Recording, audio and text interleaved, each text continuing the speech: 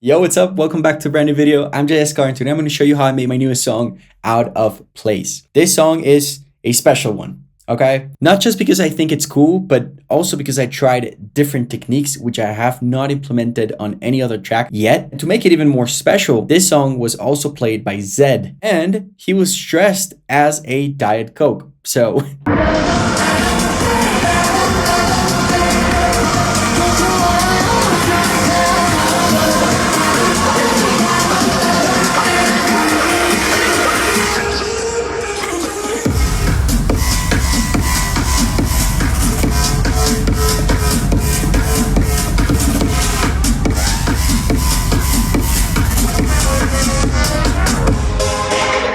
When I first sent this track to him, he literally said, "Out of Place is so sick. Gonna program lasers for it and play it out." And honestly, here's literally the reason why I released his song. I'm gonna be completely honest. I wasn't expecting this reaction, to be honest. It really inspired me, and thankfully, I just released the track last Friday. So it's been out. Let's go right into it so I can show you guys exactly what Out of Place is, how it was made, and hopefully teach you guys something. So if by any chance you guys have not heard the track yet, this is what it sounds like.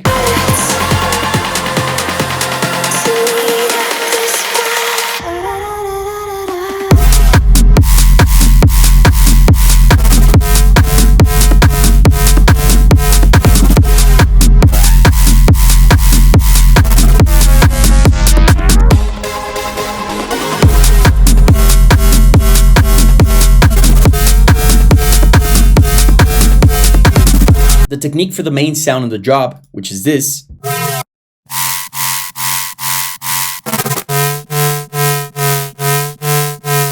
sound is simply a square wave. But the magic here is a plugin called Filterverse. And I gotta be honest, I would have not known about this plugin if it wasn't for Virtual Riot. He was checking out this plugin in a video, trying to make some rhythm sounds with it. What I really liked about this plugin is that it was possible to turn a basic square wave to a more interesting sound full of harmonies. So basically, yes, the main sound on the drop is made using Filterverse. So for this specific sound, I'm using a filter called Robocom. If I remove Filterverse, my main sound sounds like this. If I turn on Filterverse, now, depending on where you have your knob on your cutoff, it's the kind of sound you're going to be getting, or the harmonics you're going to be getting. This is what happens when I move it around a bit.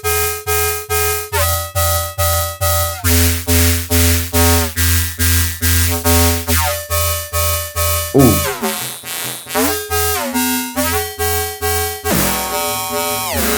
So, I mean, you get the idea. Some of the things I did, though, is that when you add this filter, usually the filters are in mono. So click on Meta Knob, I put it at 100%, and then I made an automation that sort of goes up and down 0.5%. I mean, if I remove the sound, this is how the main sound sounds like.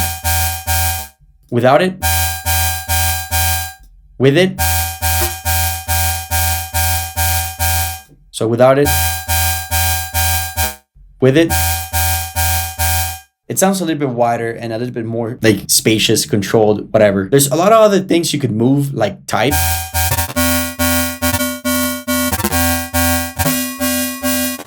And I'm also automating this slider as well, as you can see this kind of thing. And then we also got other options here, like symmetry.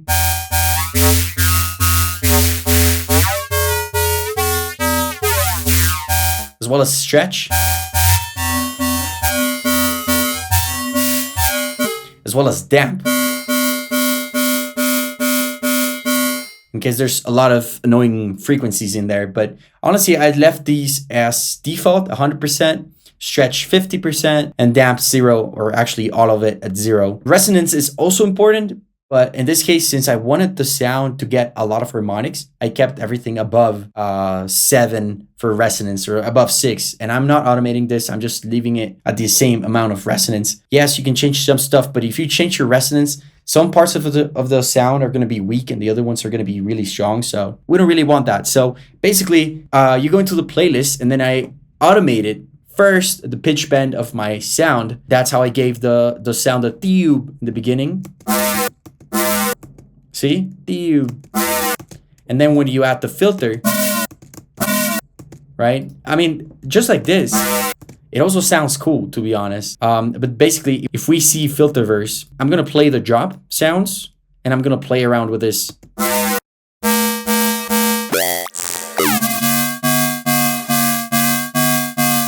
That also sounds cool, bro.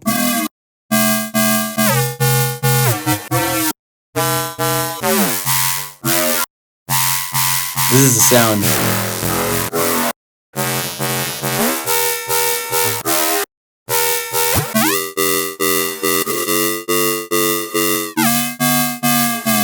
So, I mean, as you're seeing, the most important thing about this is not specifically which frequency I'm using. I'm just trying to make sure that everything is above 36 or something like that, because below it, it's just such a mess. Like,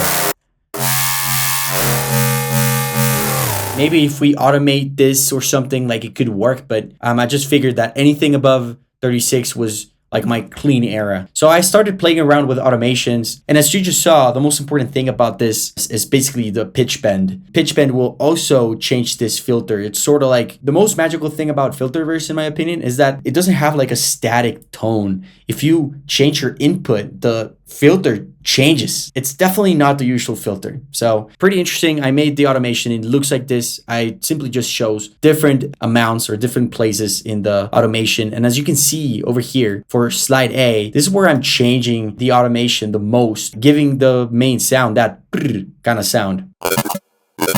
You see?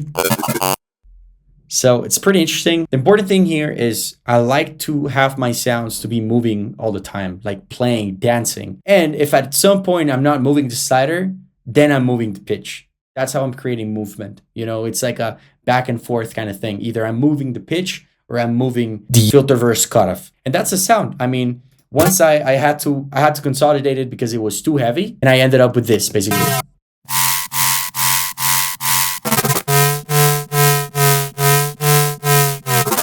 Actually, there's two more plugins on this synth that actually take it to another level. Shout out to Clink for putting me on this as well.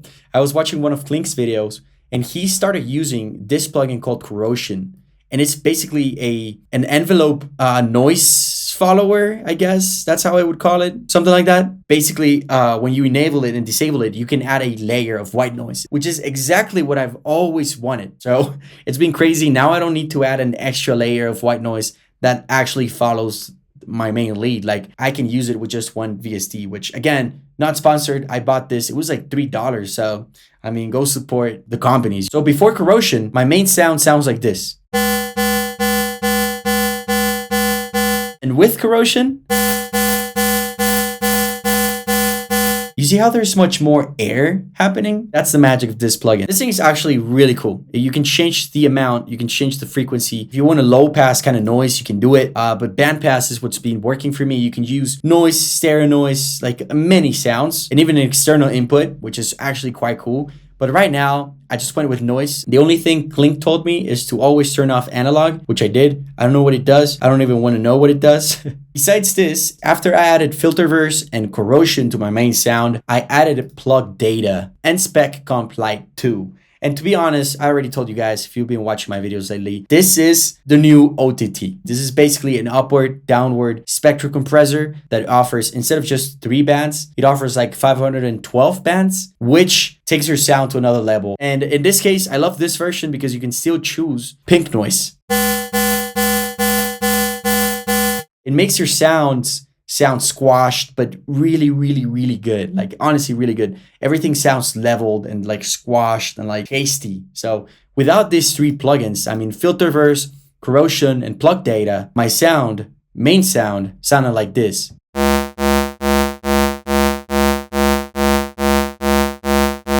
So then Filterverse, then Corrosion for the air, and then plug data to just put it in your face.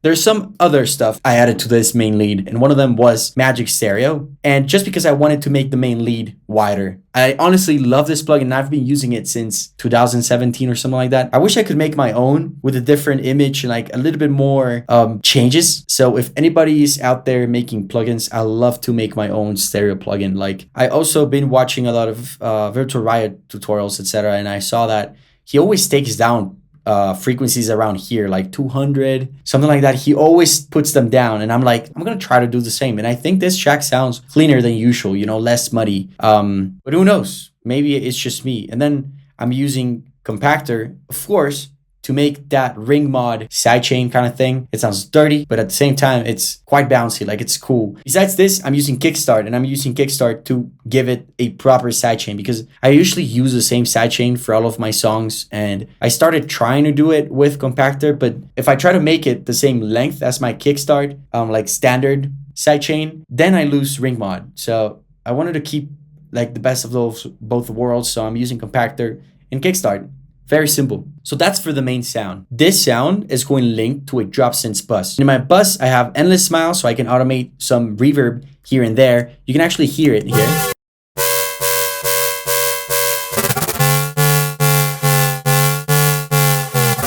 You see how it sort of breathes? And then I have this parametric EQ.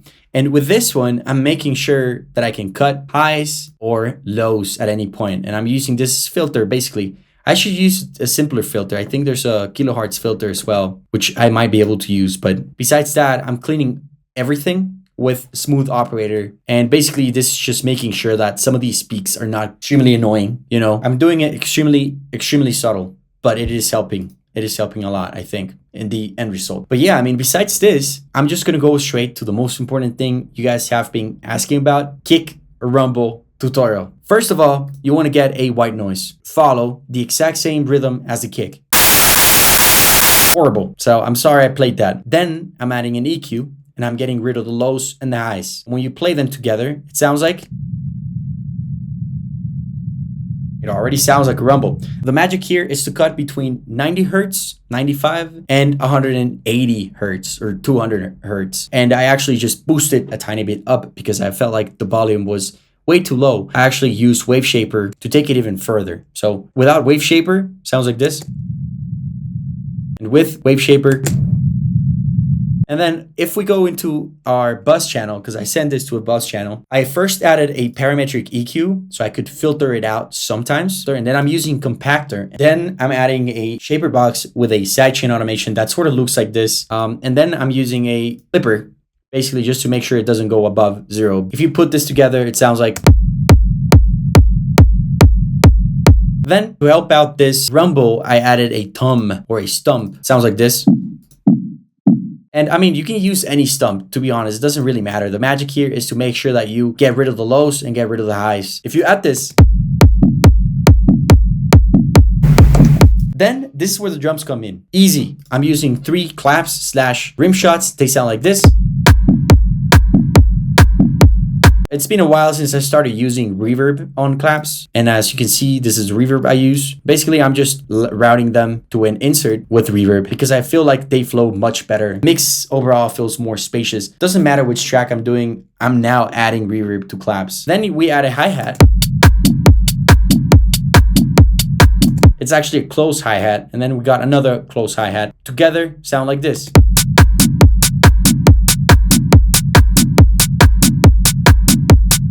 Actually quite simple.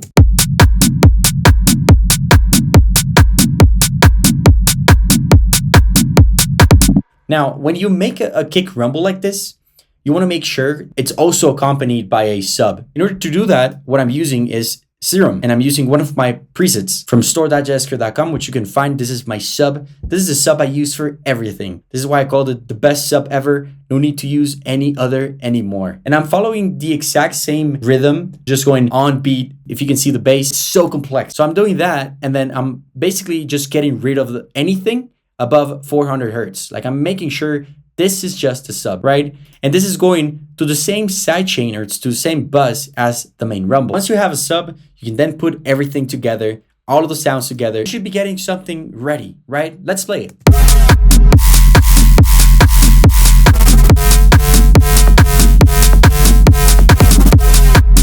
But hear me out.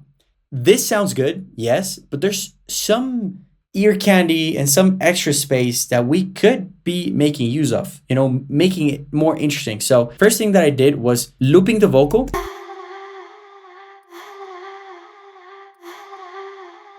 That's going together with all of the drums.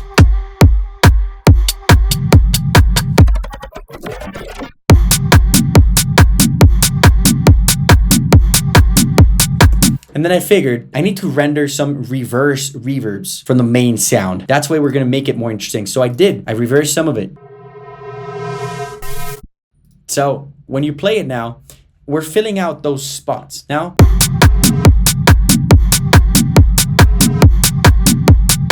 not only that, but I thought first sound is cool, but I think we need some help. So I added some NASCO basses. We're not using all of them. We're simply just using one. Sounds like this. When you play them together, it sounds like...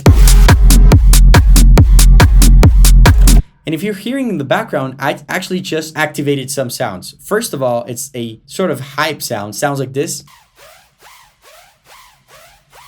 It's also made by NASCO. Shout out to NASCO. You're so amazing, bro. So after the hype noise, we also have a rumble. I thought it was two rumbles, but it's only one. I'm not using the one below. It's just this rumble. It sounds very, very similar to the other one, to the one we made, but it just helps add different like spaces, I guess. And I mean, if you want things to rumble, you have to make it rumble. And putting like similar stuff that is not exactly the same will definitely make it rumble. Like rumbling is not just making low frequencies, but also frequencies that sort of clash, you know? So when you played it with the hyped sounds and then the vocals, and then the reverse sounds, and then some extra basses.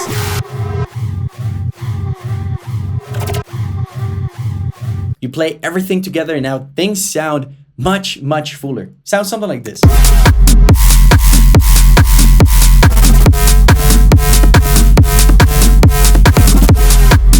And I forgot to mention, but there's an extra sound I wanted to show you guys, which is this one. It's actually hiding from you. And it sounds like this. And I'm only playing it every 4 bars. So basically I'm not playing it in the start. I'm also helping that sound out with a extra kick, which I've been using for many years. When you play it, it just adds so much movement. And the way this was made, it is actually just a drum loop, which I'm adding some effects to. So without effects, it sounds like this. With effects.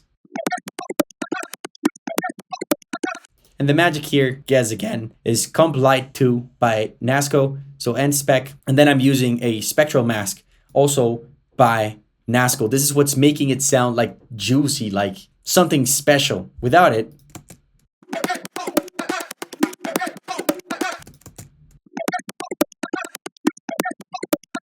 so yeah, that's the magic for this. Honestly, this whole track was just about experimenting, just about having fun with new tools. Besides this, the song, yes, did start with a Virtual Riot tutorial, but I'm gonna be completely honest, it actually started with a vocal from Vocalfy. I know they usually reached out to me so I can make ads for them, etc., like video, short form videos. And in this case, this is one of the vocals they sent me. Need to see your face. I feel out of place. Part of my heart's with you and it hurts. I'm torn. But the vocal overall sounded good when I got it. Like I didn't need to do much to it, to be honest, to make it sound good, you know? And then before the drop, what I'm using is basically just a part of something in the vocal. I figured it would be a good pre-drop vocal. I don't know.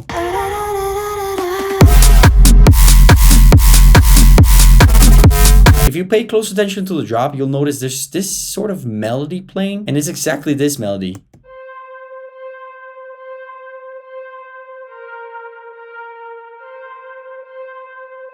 And that's all it's doing.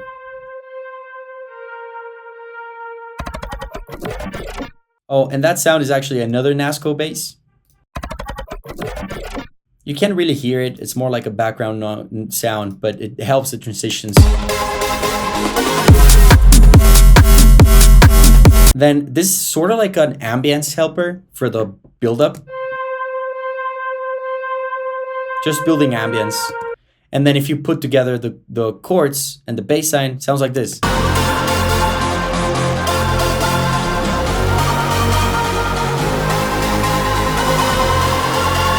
My goal for this sound was to make it sound like 2000s trance, basically. If you look at it, the melody is quite easy. Bassline melody goes like...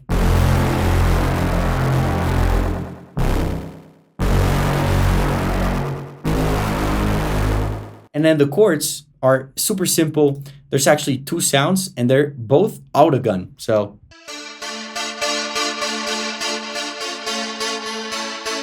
autogun 1. Autogun 2, you play them together and it's...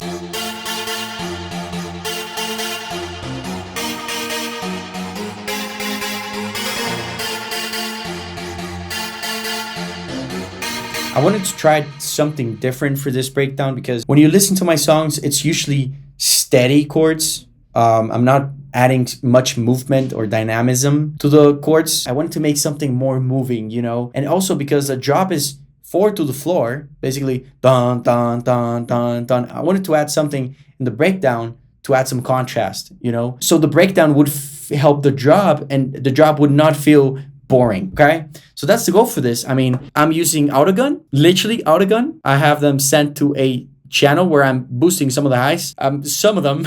This is such an insane EQ, I know, but basically I'm boosting the mids and the highs.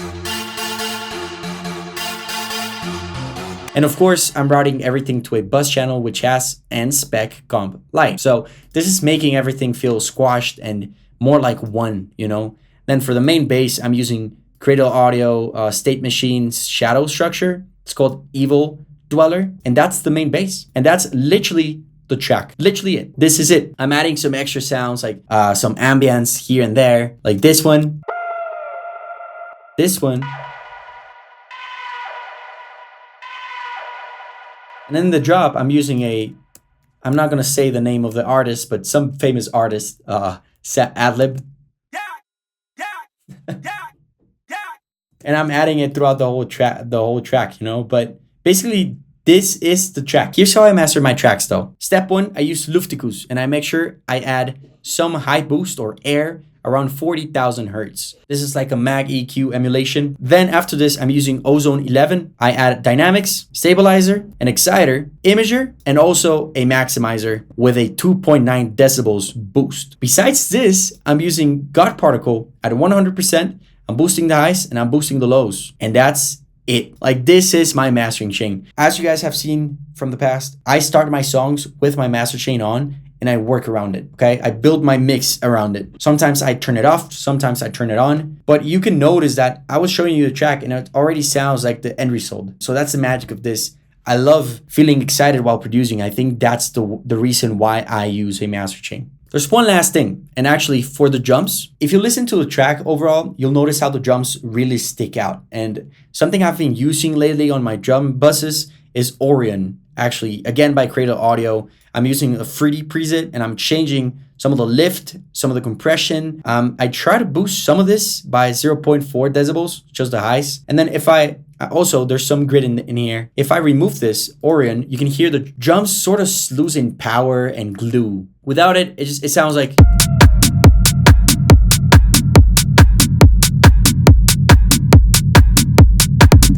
With it... Without it... That is pretty much it. As a quick summary, these are my most used plugins on my latest track just because they're kind of OP. First, Filterverse. I'm seriously able to create crazy harmonics. I'm able to create very, very unique sounds. I'm sure AI is not going to be able to recreate for a while. Insane filtering. The possibilities with this are endless. I'm still checking it out. I'm trying different songs with this. And like the results have been always surprising. Corrosion, bro, this is the only way to add grit to any sound. Insane for adding a white noise layer, which I do on all of my music. Then we got N-Spec Comp Light 2. This one is, again, insane. It's like OTT, but better because OTT only has 3 bands and and Spec Comp Lite has 512 bands. So beautiful. Kilohertz compactor, bro. This thing is seriously now my favorite sidechain plugin out there. Like seriously, you can add ring mod kind of sidechain as well as just normal sidechain, which is beautiful. It's amazing. I love using it. Then we got Orion. This really helps me glue my drums together as well as enhance them, give them life, give them space and punch, and like it's anything you need for drums, really, really. And last but not least, Smooth Operator Pro. Like, bro, this thing is my Soothe alternative and I honestly love it. It's just perfect. It has everything I need and it makes any sound better. So that's pretty much it. Hopefully you guys enjoyed the video. Hopefully you guys learned anything or something. What else can I tell you guys? I mean, this video is already very long. If you actually got inspired by watching this, let me know in the comments. I love to see what you guys think. And I also love replying to you guys and like having a conversation is honestly really fun. So let me know what you think. I'll probably upload another video in a couple days, again, showing you guys how I made my Skrillex remix. I'm honestly excited to show that one, which is a little bit more basic, although it doesn't sound that basic. So I'm very excited. If you want to support my channel, make sure to go check out store.jayeskar.com. I have courses there, preset packs, sound banks for silent, vital. I have some free guides in there as well as some free Serum 1 skins, as well as many other things which if you're a producer, you will need, okay? We're still offering a 71% store-wide sale at store.jayeskar.com. And this offer will end December 6th. So if you've been on the fence about getting some of my sounds or courses, this is the right time. I'm telling you guys, there's a lot of things for you. Like, bro, everything you need is there. So go check out store.jayeskar.com. I'm Jay Eskar, and this was another video. I hope to see you guys very, very soon. Bye-bye.